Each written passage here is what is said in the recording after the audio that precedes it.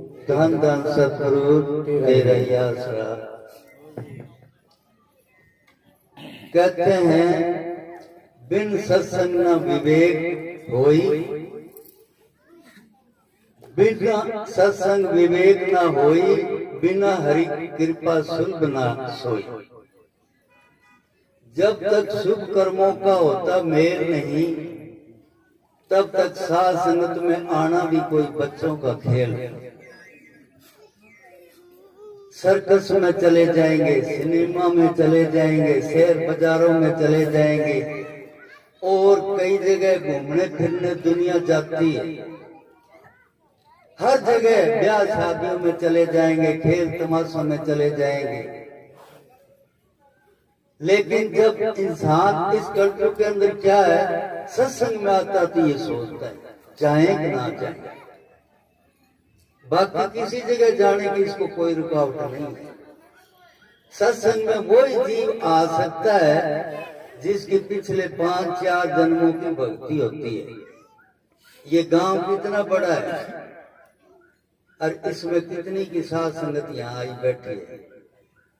वही जीव आए हुए हैं, पहले बड़ी प्रारब्ध और पाछे बड़ा शरीर, जिनकी प्रारब्ध पहले साध संगत से जुड़ी हुई है, वही आगे आए। वैसे जीव नहीं आ सकता और सत्संग के बगैर जीव को ज्ञान भी प्राप्त नहीं होता। बिन सत्संग के मिले न संता, बिन संत मिले न भगवंता। आपको संत फकीर है ना, वो कहीं उजाड़ में या खेतों में या बाजार में नहीं मिलेंगे, वो संतों सत्संग के दरबार में मिलेंगे।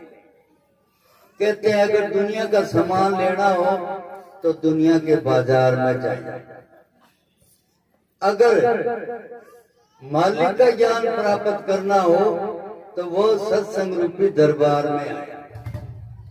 ये आपको किसी और बाजार में प्राप्त नहीं होगा, सिर्फ संतों के दरबार में होगा। जिस तरह डॉक्टर को कोई बड़ा ऑपरेशन करना होता है ना, तो वो चलते फिरते बाजार में या गलियों में या खेतों में या इधर उधर आम जगह पे बैठ के किसी का ऑपरेशन नहीं कर सकता। उसको ऑपरेशन थिएटर में ही मरीज को ले जाना होता है। तो इसी प्रकार हमारे भी ये जीने मरने की पुरानी बीमारी लगी हुई है और इसका इलाज संतों के पास है और संत हमें सत्संग के अंदर ही मिलते हैं और कहीं नहीं मिलेंगे। और संतों के पास जो जीव आ जाएगा उसका तो सुधार हो जाएगा, और जो नहीं आता उसका सुधार नहीं हो पाता। जैसे मदारी होता है, डुगडुगी बजाता है, जो उसके दायरे में आ जाते हैं सामने, उनके ऊपर तो वो अपना जादू चला देता है। उनको जो चीजें वो दिखाना चाहते हैं वो दिख जाती है। और बाकी इतना बड़ा गांव होता है, खेत होते हैं, बाजार होता है, शहर होता है, जो घर बैठे हैं ना उनके ऊपर उस मदारी का जादू नहीं चलता, जादूगर का। तो इसी तरह ये संतों की रूहानियत की शिक्षा है, ये सत्संग में ही प्राप्त होती है। सतगुरु से मिलने का सत्संग ही तो बहाना है। अब बात ऐसे है, सारे जो सत्संग में आते हैं क्या वो सत्संगी होते हैं? नहीं, सत्संग में हर प्रकार का जीव आ सकता है, किसी पे कोई पाबंदी नहीं होती। चाहे कोई दुष्टी हो, कुष्टी हो, पापी हो, शराबी हो, कैसा भी हो, जुआरी हो, तो जो इस दायरे में आ जाएगा चाहे ऊपरले मन से ही आता हो, अगर सत्संग में आता रहेगा तो उसका सुधार होता रहेगा। लेकिन आएगा नहीं, उसका सुधार नहीं होगा। तो कहते हैं एक जगह जैसे आज महात्मा जी के सानिध्य में ये सत्संग का प्रोग्राम है। इसी तरह इसी गांव के अंदर सत्संग का प्रोग्राम हो रहा था और उसके अंदर एक चोर भी आ गया। अब चोर का काम क्या होता है? चोरी करना। अब सत्संग में वो आके यहाँ क्या चीज चुराई? उसने सोचा चलो ये जो सत्संग में बैठते हैं ये जूते बाहर खोल के बैठते हैं, किसी के नए अच्छे जूते दे के चुरा लिए जाए। आजकल ये भी 1000-500 के से कम नहीं आते, तो 500-700 की बिक्री तो हो ही जाती है, इतना तो फायदा हो ही जाएगा। तो वो ये सोच के सत्संग में आके बैठ गए। अब जो सत्संग का प्रोग्राम था उसमें जो संत महात्मा थे वो कहने लगे भाई सत्संग के पंडाल में किसी को अपने जूते पीछे खोलने की जरूरत नहीं, अपने पैरों में डाले रखो और ध्यान सत्संग की तरफ रखो। अब 2-3 घंटे का सत्संग का प्रोग्राम चला और वो चोर पीछे बैठा रहा सत्संग के बीच में। 1.5-2 घंटे के बाद सत्संग का प्रोग्राम संपन्न हुआ, प्रसाद बांटा गया। सारी साध संगत उठकर अपने अपने प्रस्थान कर लिए, जहाँ जाना था वहाँ लोग चले गए। कोई खेत में गया, कोई दुकान में गया, कोई बाजार में गया, कोई गांव में गया, कोई कहीं गया। अब जो सत्संग का पंडाल था उसमें 2 आदमी रह गए, या तो जो महाराज जी सत्संग कर रहे थे वो और या वो चोर, बाकी सब चले गए। अब महाराज जी ने सोचा भी ये आदमी गया नहीं, बाकी सारे चले गए, इस आदमी को तो बहुत प्रेम है साध संगत से। उन्होंने उसको पास बुला के कहने लगे भैया आपको तो साध संगत से बड़ा प्यार है, बहुत प्रेम है, आपके प्रेम को हम कुर्बान जाते हैं। ठीक है, आज के सत्संग के निमित्त जो भी सेवा आएगी वो हम आपके ही अर्पण करते हैं। अब संतों के पास क्या होता है? आई बला दी चला, जो सेवा किसी रूप में आती है ना वो उसी तरह ही आगे बांट देते हैं। पहले सत्संग में, पिछले सत्संग में, पिछले साल के सत्संग में किसी ने ऐसी मन्नत मांगी थी भाई मेरे कोई लड़का हो जाए तो मैं सत्संग के अंदर 1000 रुपया सेवा में दूंगा। उसके घर लड़का हो गया। अब वो महाराज जी के पास आकर के वो 1000 रुपया जो मन्नत मानी थी वो महाराज जी की हथेली पे रख दिया और महाराज जी ने वो 1000 रुपया उसको दे दिया जो सत्संग में चोर बैठा था लास्ट तक। अब चोर ने सोचा तू तो एक चोर बन के आया था, सत्संग ही नहीं था और तेरे को 1000 रुपए का फायदा हो गया, और जो रोजाना यहाँ सत्संग में आते हैं उनको तो पता नहीं कितना ही फायदा होता होगा। उसका क्या अंदाजा लगा सकते हैं? उसका दिमाग पलट गया। अब उसने जाने की बजाय वहीं बैठ गया। महाराज कहने लगे भी जाता नहीं? कहता नहीं, मैं नहीं जाता। क्या बात है? कहने लगा जी मैं सत्संगी नहीं, मैं चोर, और मैं चोरी के भाव से सत्संग में आया था, चोरी के भाव से ऊपरले मन से बैठा रहा, उसका इतना फायदा हो गया।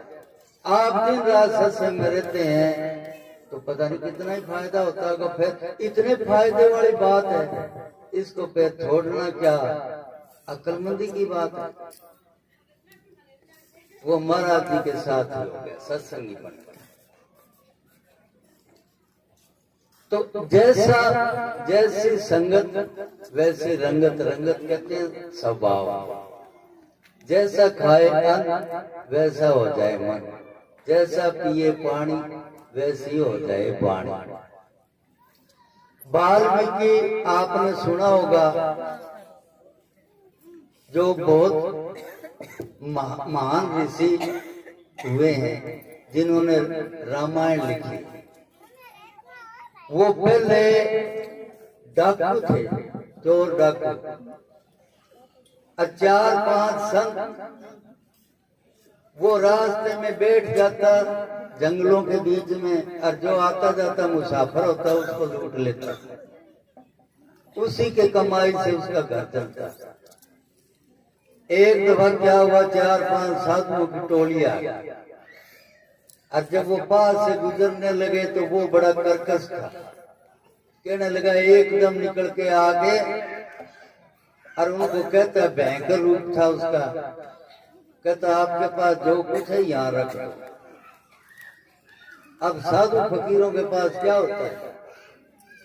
वो कहने लगे, भाई हम तो साधु फकीर है, हमारे पास क्या है? ये कपड़े लते या कोई पीने पानी पीने का कोई कमंडल होगा बस। कहता ज्यादा बातें मत करो, जो कुछ है ये रख। उन्होंने उसको बहुत समझाया, नहीं माना। आखिर में उन्होंने ये कहा, भाई तू ये बुरा काम करता है, ये क्यों करता है, किसके लिए करता है? आगे धर्मराज के पास जाना पड़ेगा, वहां हिसाब होगा, तो वहां तेरे साथ कौन होगा?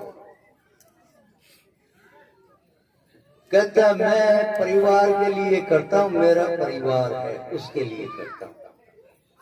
कहने लगा, अच्छा तो वो इस कमाई में परिवार तेरे शामिल है? बोले हाँ। और कल जब दरगाह में तू जाएगा, तेरा धर्मराज के सामने हिसाब होगा, तब भी वो तेरे साथ होंगे। कहते क्यों नहीं होंगे? जब मेरी कमाई खाते हैं तो वो क्यों नहीं होंगे? कहते ऐसे नहीं, तू जाके उनसे पूछ के आ। अब वो घर गया, बोले मैं पूछ के आ जाता, पर तुम भाग मत जाना।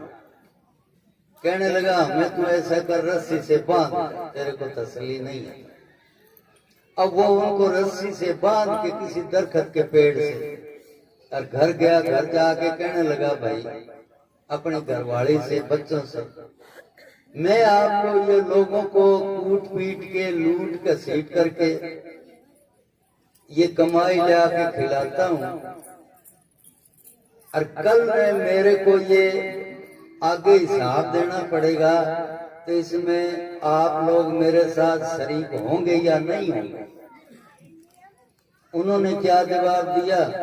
कहता हमारा काम खाने पीने का है, ये लूट खसूट करने का तेरा काम है, खाने पीने का हमारा काम है, और आगे का तू जाने, धर्मराज जाने, हमारी जिम्मेवारी नहीं है, हम आगे इस काम में शामिल नहीं है।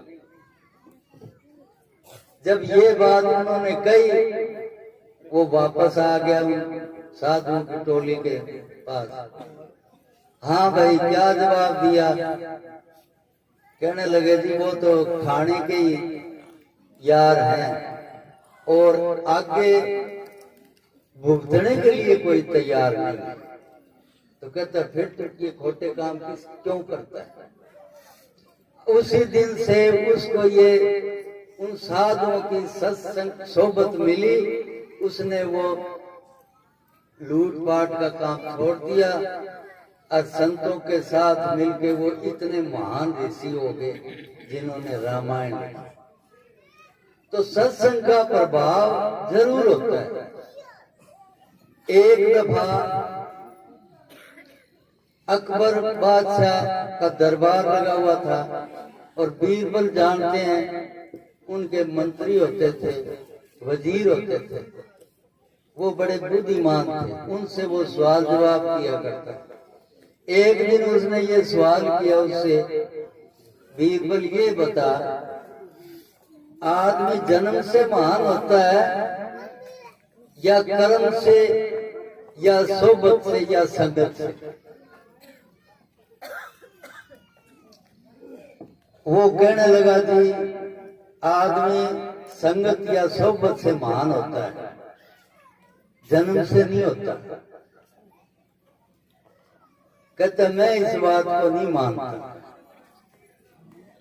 कहने लगा ठीक है जी, फिर ऐसा है मेरे को 5-4 साल का समय दो, टाइम दो, मैं ये सिद्ध करके आपको दिखा दूंगा भाई आदमी जन्म से महान होता है या कर्म से या साथ सोबत से, संगत से। कहने लगा बोल तेरे को टाइम है। उसने कहा मेरे को 3-4 बच्चे जो आजकल मैं जन्मे हूं, ऐसे 3-4 बच्चों की जरूरत है, वो मेरे को दे दो और वो बच्चे 5-7 साल के बाद में मेरे से आप ले लें। कहता ठीक है। अब उसको वो 3-4 बच्चे भी दे दिए किसी तरह अरेंज करके। अब 7-8 साल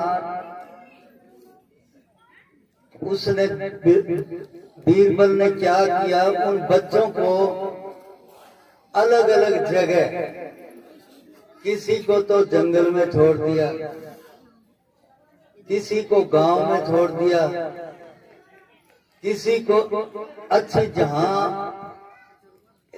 शिक्षा का कोई अच्छा केंद्र था पढ़ाई का वहां छोड़ दिया। ऐसे करके उन बच्चों को अलग अलग उसने छोड़ दिया। अब 7-8 साल हो गए ना, तो वो अकबर कहने लगा भी तूने 7-8 साल का मोहलत मांगी थी, अब क्या क्या तू सिद्ध करना चाहता था। अब वो उन बच्चों को इकट्ठा करके ले। अब जिस बच्चे को जंगल में छोड़ा था ना, वो जंगली जानवरों के साथ वैसा ही हो गया। अब जैसे जंगली जानवर बोलते हैं ना, ऐसे ही वो बोलता हूँ वाह, जैसे ये गिद्दड़ बिल्ले बोलते हैं। और जो देहाती थे वो वैसे बन गए, और जो शहरी थे वो वैसे शहरी में ढल गए, और जो अच्छे पढ़े लिखने का जो सेंटर था वहां थे वो अच्छे अंग्रेजी बोलने वाले बच्चे बन गए, अच्छी लियाकत वाले बच्चे बन गए। अब कहने लगा देख लो जी इन सारों को। वो अकबर कहता है ये फर्क क्यों है इनमें? कहता फर्क यही तो है, जन्म से तो ये सारे एक से ही थे, एक ही पेट से पैदा हुए हैं, इतने ही हाथ पैर है, सबके बराबर है, और वैसा ही शरीर है, सारे बराबर है। लेकिन ये बाकी चीज है ना, जो अक्ल दिमाग है, वो इनको जैसे संगत मिली वैसा ही इनका उनमें ये ढल गया। इसलिए भाई संगत ने सबसे बड़ी चीज है। कबीर साहब ने भी तो कहा है, संगत में आके कबीर बिगड़ो, कबीर बिगड़ के राम होके निबड़ो। तो जो दिन साथ संगत में आ जाता है वो एक दिन अपना सुधार कर लेता है। धन धन सतगुरु तेरे आशा। एक शब्द में और बोल देता हूँ।